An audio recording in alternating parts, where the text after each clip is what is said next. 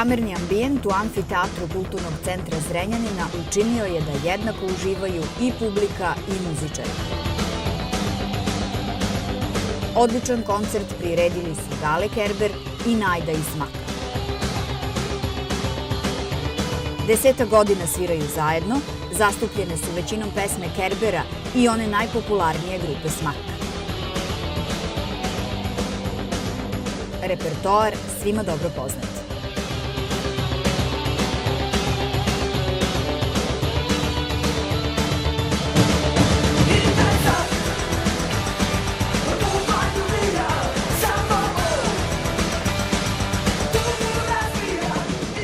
Nikako da dođemo full bendovi, niti Smak, Najda sa Smakom, niti ja sa Kerberom, ali ovo je neka varijanta. Vreme je štednje. Ovi domovi se bore stvarno za svoj opstanak, a mi smo oni ljudi koji stvarno to dolazimo na noge, sviramo i to je to. Nema filozofije nikako.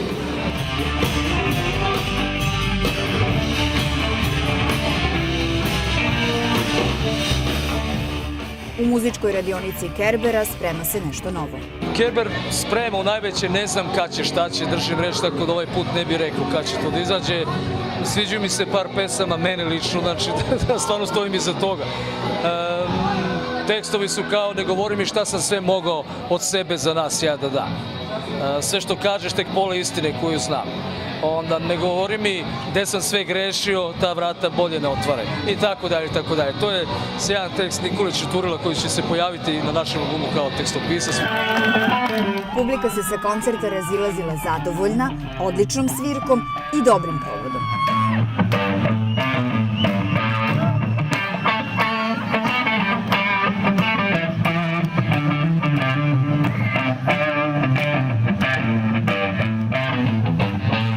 Drago mi se nešto dešava u ovom našem usnulom gradu.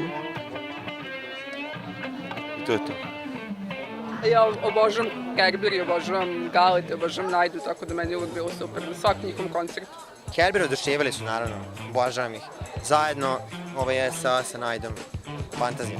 Ljudi koji ne idu nigde mogu i u gradu Zrenjaninu jako lepo da se provedu, lepo je da se nešto dešava.